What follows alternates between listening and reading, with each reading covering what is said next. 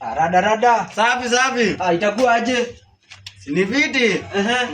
Hapo unakula kanini hapa hivi? Bana kula kaveve. Sika pilau hivi. Kazoze. Sika pilau kanyama.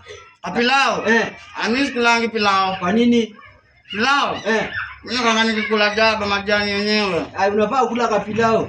Kwa nini? Si pilau ni chakula kitu mwanaume afai kukula.